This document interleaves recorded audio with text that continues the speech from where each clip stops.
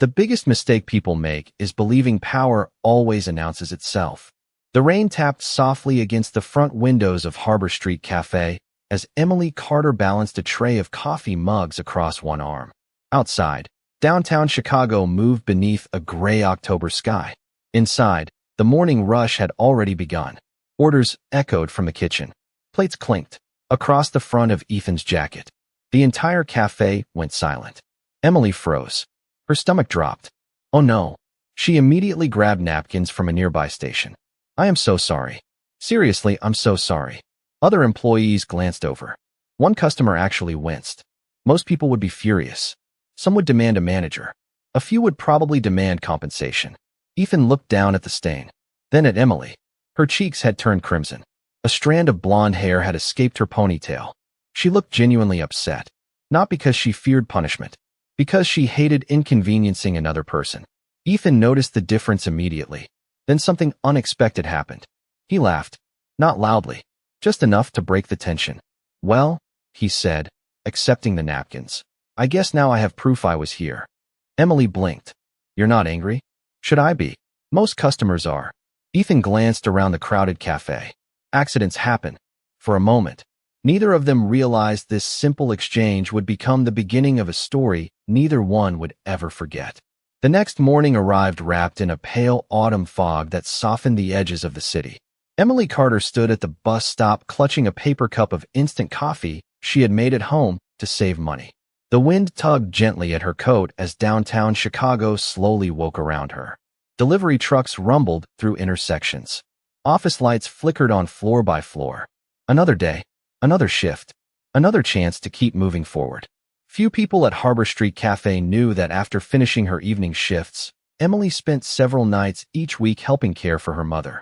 Medical bills sat stacked on the kitchen counter of their small apartment like silent reminders of a battle that never seemed to end.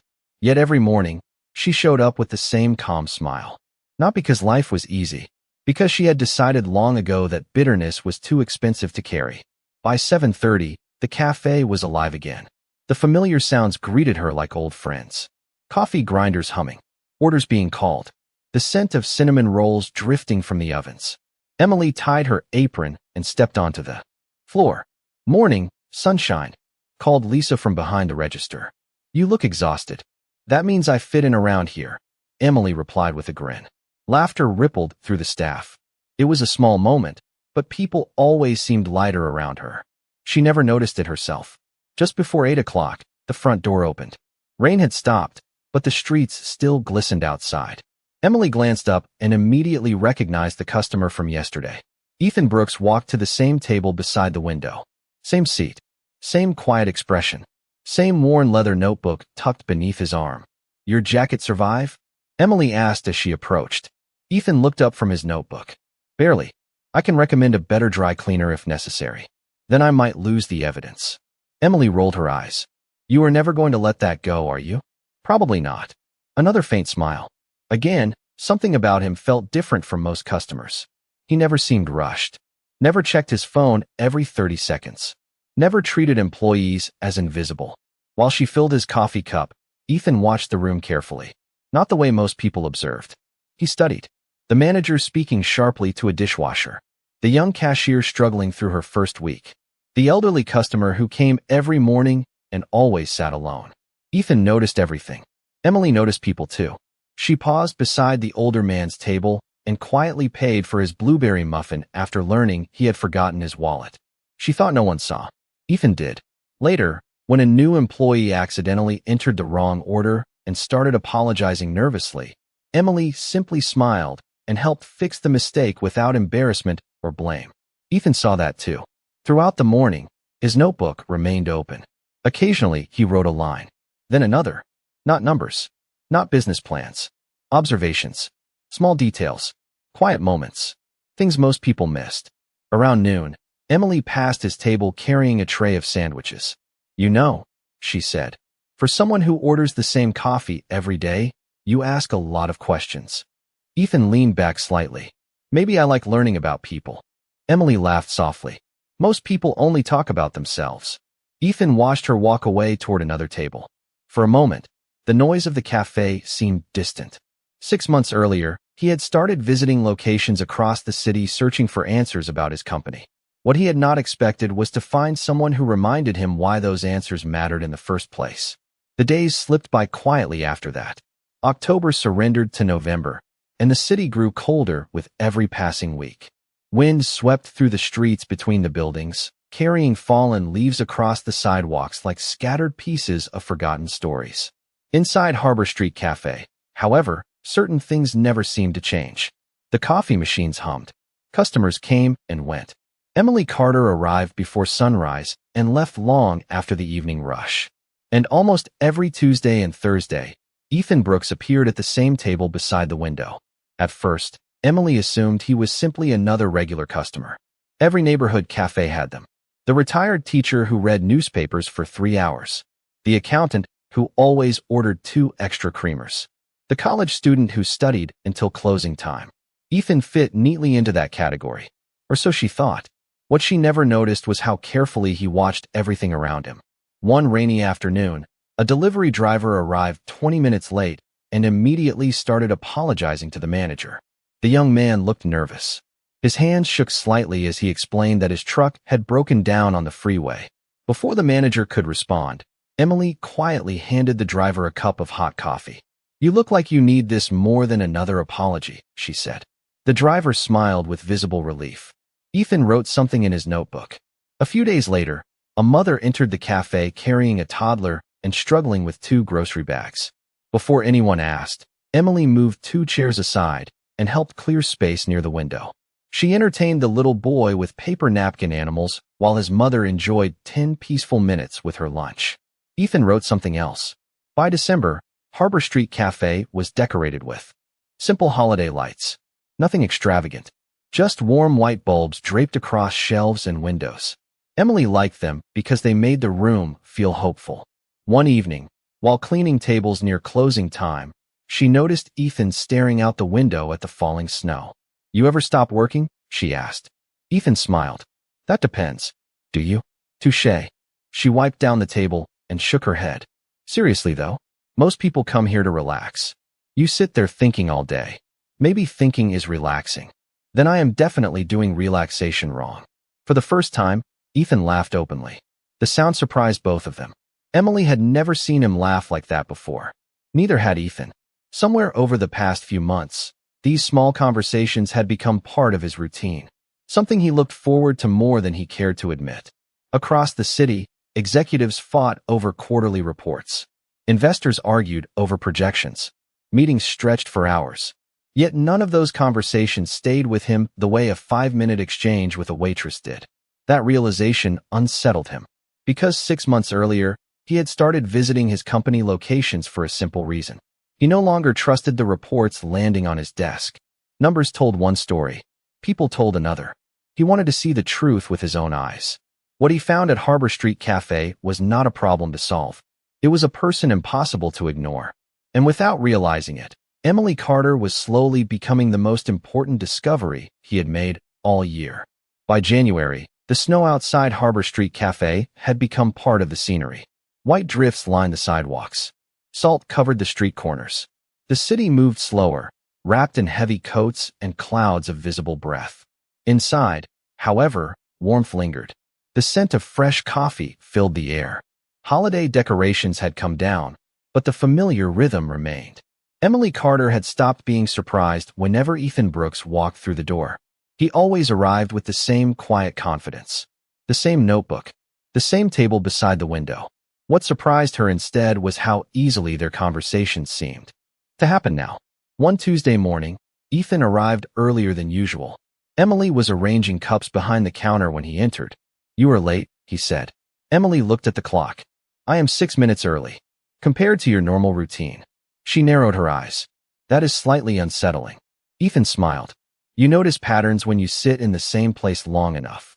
That sounds suspiciously like something a detective would say. Or an accountant. Definitely a detective." She walked away before he could respond. Ethan found himself smiling long after she left. It was a strange feeling. Most conversations in his life revolved around contracts, projections, risks, and negotiations. People filtered every word around him. They agreed too quickly. praised too easily, measured every sentence against what they hoped to gain. Emily never did. If she disagreed, she said so. If she thought something was funny, she laughed. If she thought someone was wrong, she politely told them. One afternoon, she caught him reviewing figures inside a spreadsheet on his laptop. "You look concerned," she said while refilling his coffee. "I am working." "That was not my question." Ethan glanced up.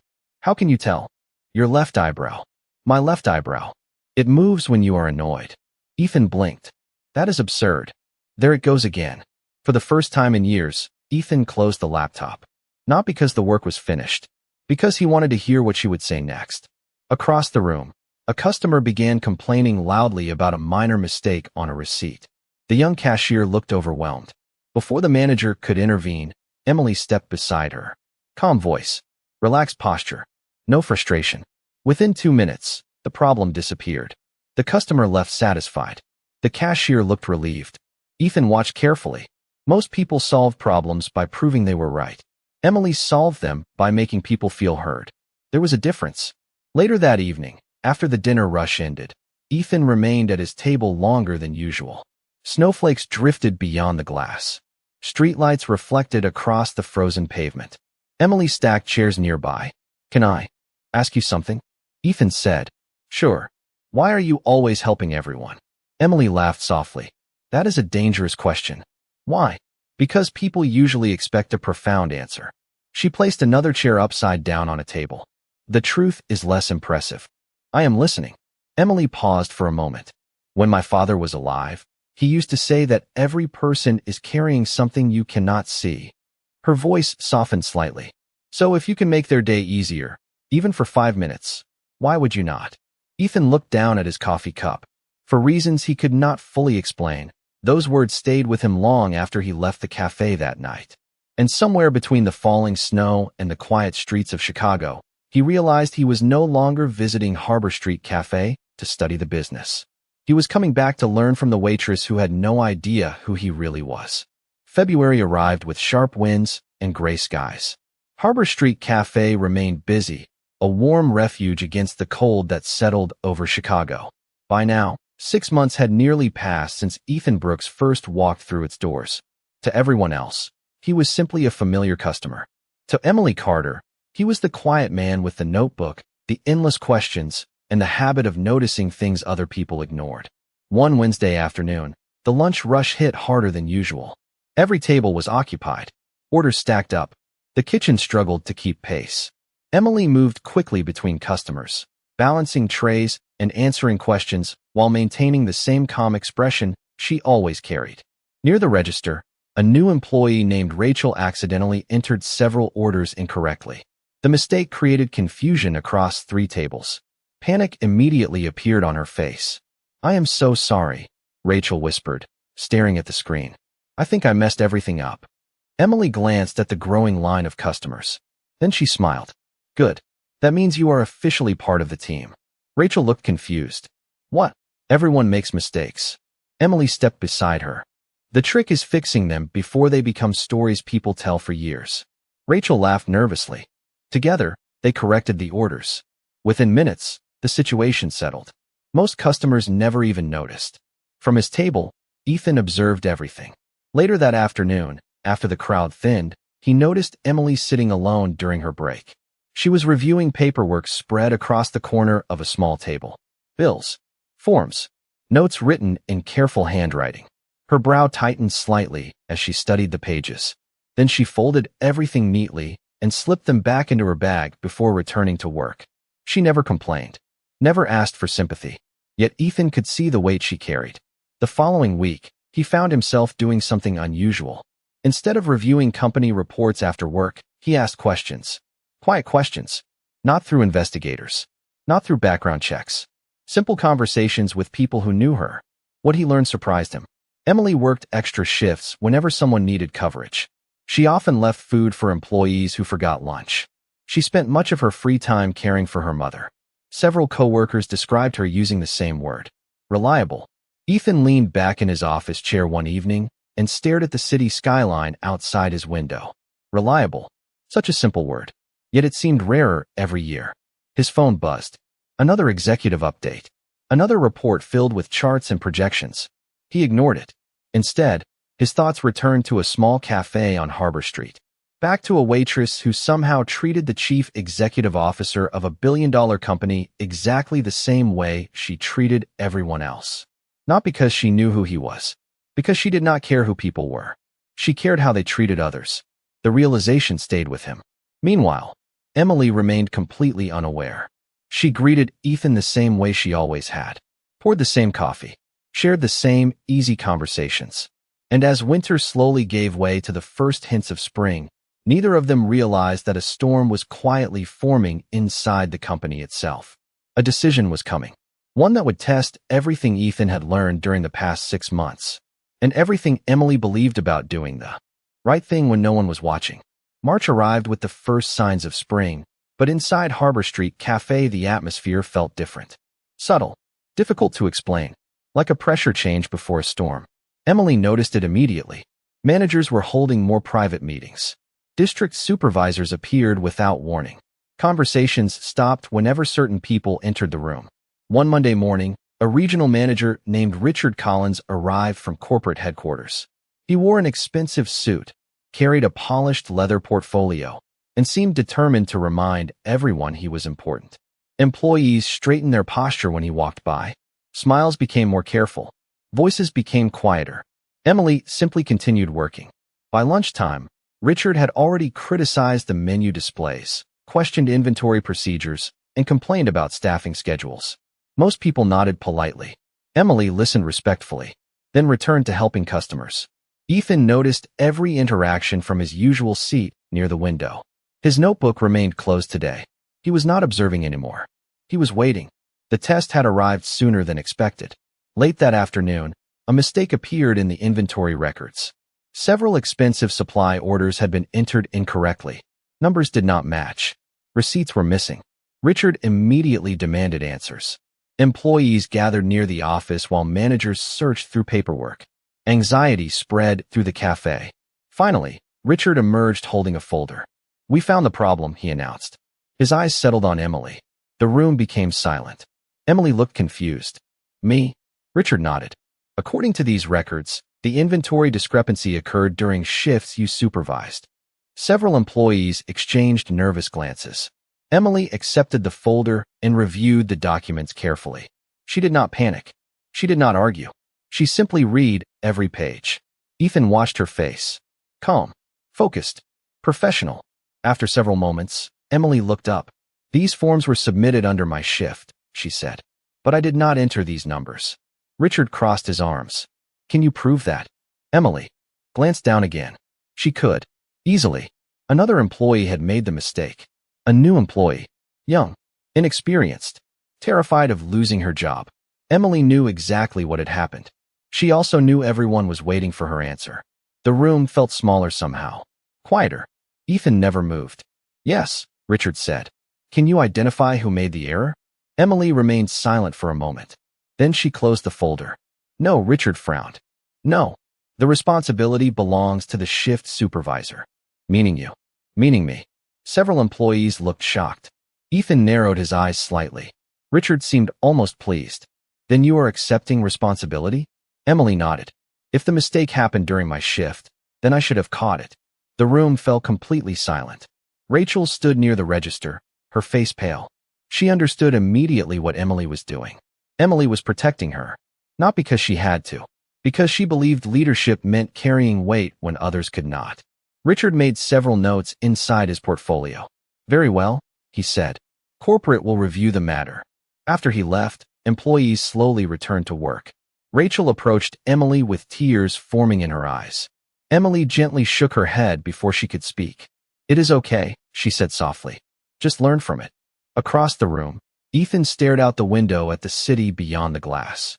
For 6 months, he had searched for evidence of character, integrity, leadership. Today, he had found all three. And for the first time since this began, he realized the decision ahead was going to be much harder than anyone expected. The following week felt unusually long. Every day, employees waited for news from corporate. Every day, none arrived. The uncertainty settled over Harbor Street Cafe like a shadow. Conversations became cautious. Smiles appeared less often. Even the regular customers seemed to notice something had changed. Emily continued working exactly as she always had. She greeted customers by name, helped train new employees, stayed late when someone needed assistance. If she felt worried, she kept it to herself. Only once did Rachel try to bring up what had happened. "You should not have covered for me," she whispered during a slow afternoon. Emily finished wiping a table before answering. "Maybe I should tell them the truth." Emily looked at her for a moment. "Then tell them because it is right, not because you feel guilty." Rachel lowered her eyes. Emily smiled gently. "Those are two different things."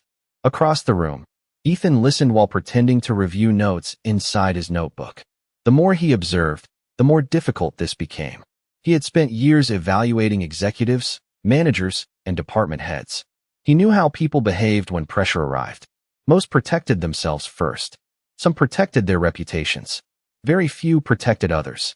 Emily seemed almost incapable of thinking that way. 2 days later, Ethan attended a meeting at corporate headquarters. The conference room overlooked downtown Chicago through floor-to-ceiling windows. Executives filled the long table. Charts covered screens. Discussions focused on efficiency, accountability, and policy enforcement. Richard Collins eventually raised the issue from Harbor Street Cafe. "The supervisor accepted responsibility," he said. "According to policy, termination is justified." Several executives nodded immediately. Ethan remained silent. "Was the loss significant?" he asked. Richard hesitated. "No." "Was there evidence of dishonesty?" "No." "Customer complaints?" "None." Ethan folded his hands.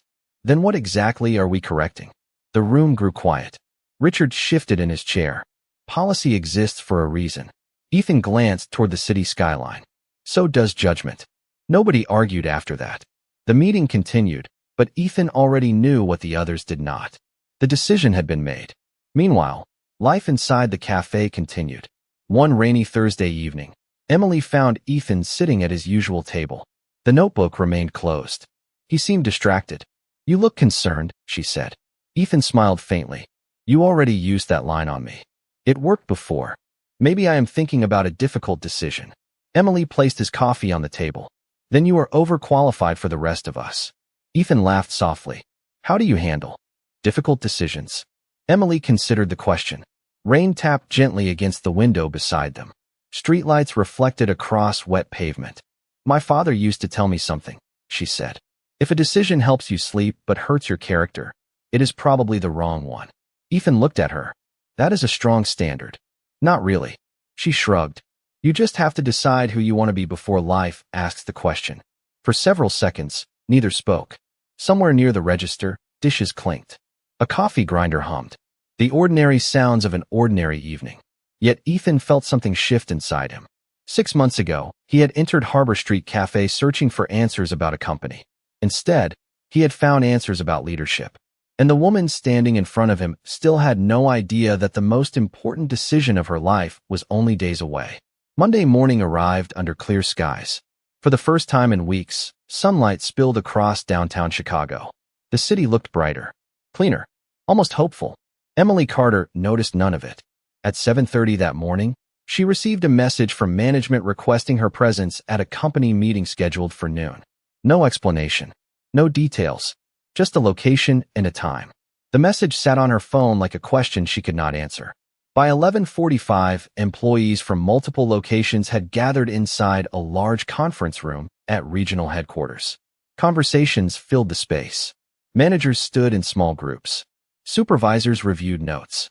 Everyone seemed to know more than Emily did. She chose a seat near the back and waited quietly. Rachel sat beside her. "Do you think this is about the inventory issue?" she whispered. Emily smiled gently. "Worrying will not change the answer." Rachel looked down. The guilt had never fully left her face. At exactly noon, the room grew silent. Richard Collins entered first. Several executives followed. Then something unusual happened. Every manager in the room immediately stood up. Conversation stopped. Eyes turned toward the doorway. Emily followed their gaze. Her heart skipped once. Then again. Ethan Brooks walked into the room. For a second, nothing made sense. The familiar charcoal jacket. The calm blue eyes. The same man who sat beside the cafe window. The same man who asked questions over coffee. The same man she had spoken to almost every week for 6 months. Yet the reaction around her was impossible to ignore. Executives straightened their posture. Managers stepped aside. Richard himself moved slightly behind him. Ethan reached the front of the room and paused. Emily felt her stomach tighten. Something was wrong. Or perhaps something had been hidden.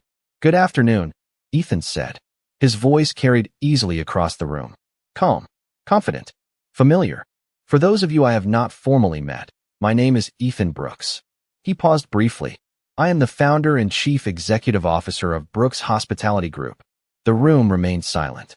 Emily stared at him. Founder, chief executive officer. The words echoed inside her mind. Suddenly, dozens of small moments rearranged themselves. The notebook, the questions, the observations, the way managers sometimes reacted strangely when he entered, the way he seemed to notice everything. She remembered spilling coffee on his jacket, teasing him about his notebook, arguing with him about overthinking. Her face grew warm. Ethan continued speaking. 6 months ago, I began visiting our locations anonymously. A screen behind him illuminated with photographs from cafes, restaurants, and hotels across the company. I wanted to see our business the way customers see it. More importantly, I wanted to see our people the way they truly are when nobody believes they are being evaluated. Emily lowered her eyes. Her pulse quickened. Ethan glanced across the room. For the briefest moment, his gaze found hers. Then he continued. What I discovered surprised me. The room listened carefully. I expected to find operational problems.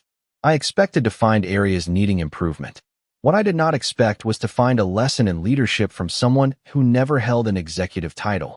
A murmur moved through the audience. Emily felt completely still, as though the world had paused around her.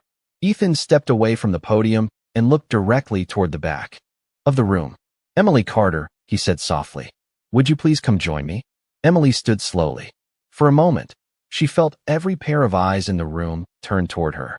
The walk from the back row to the front seemed far longer than it actually was. Her heartbeat echoed in her ears.